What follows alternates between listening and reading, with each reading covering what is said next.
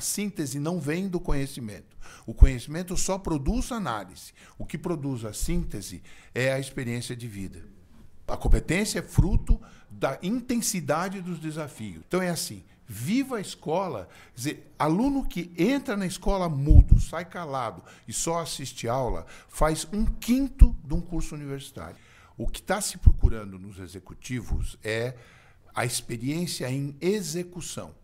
E hoje, a conversa começa comigo dizendo assim, Cabreira, eu quero um cara que põe a mão na massa. A execução começa por quem concebeu o planejamento e é responsável por ela até o fim.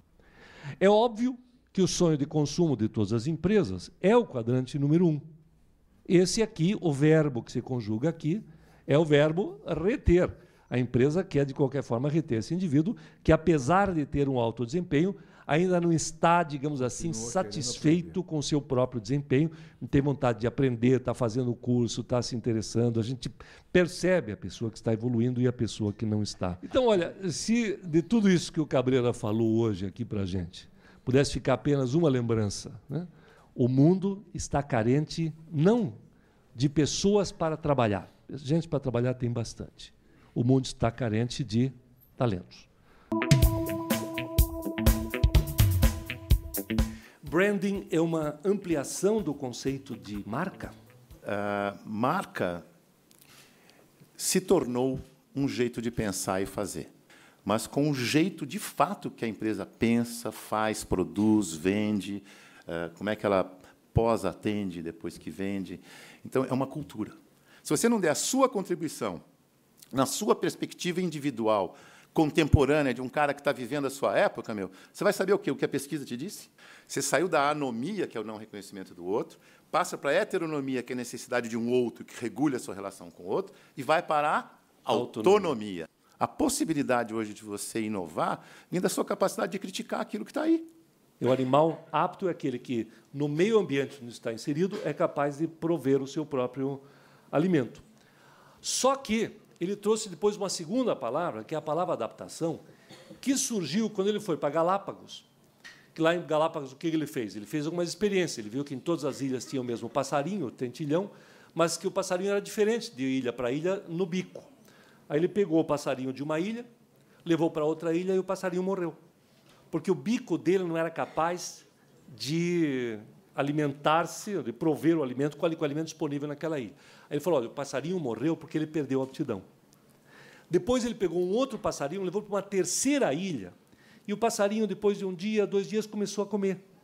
E ele disse, esse passarinho conseguiu sobreviver porque ele se adaptou à mudança. Quer dizer, então, a adaptação, nesse caso, seria a capacidade de manter a aptidão ou de recuperar a aptidão na mudança.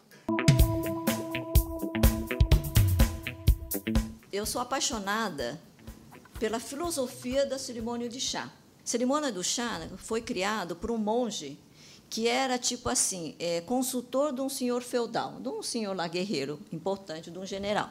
Então, ele fez uma sala de cerimônia do chá, que ela é uma sala pequena. Para entrar naquela sala, ele tinha que ser humilde o suficiente para baixar a cabeça, e que ali era um espaço de paz, então ele tinha que tirar a espada. Olha.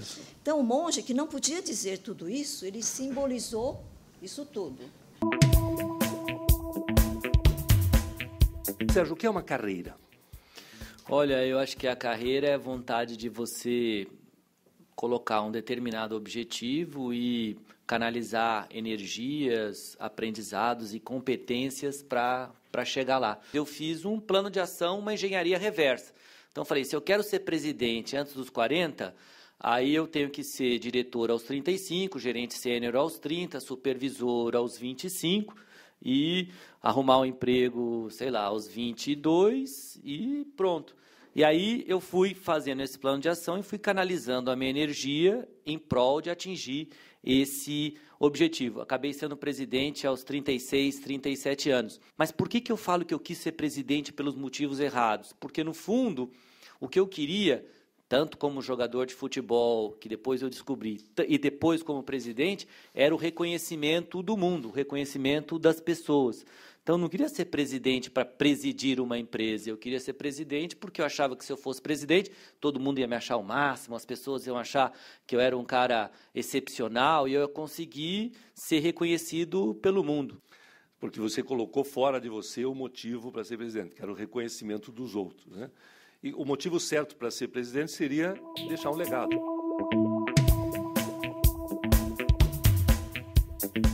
Se o cérebro acha que ele é o líder, o coração vai parar de bater para ver quem manda.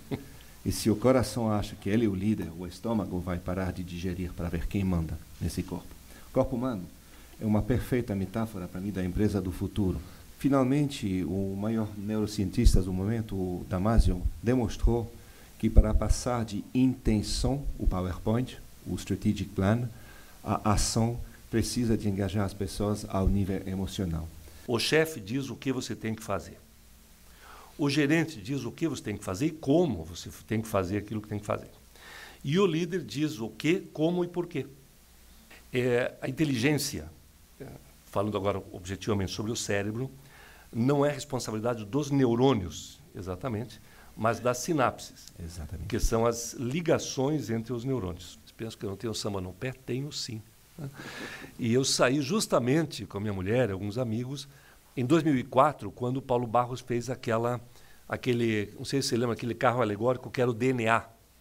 E na verdade era um cone invertido, absolutamente sem graça. Quando nós chegamos lá, olhamos aquilo, falei, mas que coisa mais feia.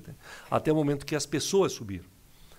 Quando as pessoas extremamente engajadas, eram 127 jovens pintados de azul, subiram, nossa, houve até um estado de euforia entre as pessoas que estavam perto. E aí a metáfora que se fez lá, todo mundo falou, olha, isso aqui é mais ou menos como uma organização, como uma empresa, como uma escola. Só a estrutura não tem graça nenhuma. Fica interessante e ganha vida na hora que as pessoas lá chegam. O business plan é absolutamente importante, mas o business plan não é um negócio. Quer dizer, você tem que ter um sonho e aí você usa o business plan para realizar o teu sonho, e não o contrário, a ferramenta. Eu não consigo entender a função de ator sem você entender que o ator é uma pessoa que estuda o ser humano para que ele se torne melhor e que consiga, de alguma maneira, transmitir algo para que as pessoas se tornem melhores pessoas. O próximo espetáculo que eu vou fazer é para falar de uma atriz paulista chamada Miriam Muniz, que era uma atriz que ela falava exatamente isso. O teatro não serve só para o ator. O teatro serve para qualquer pessoa, porque o teatro ajuda você a aprender mais sobre você.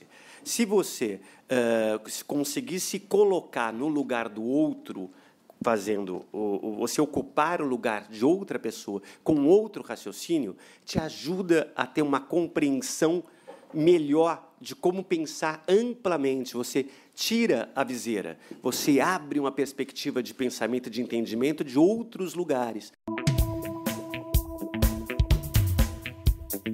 Eu cresci aprendendo que a gente sempre tem que dar uma nova chance.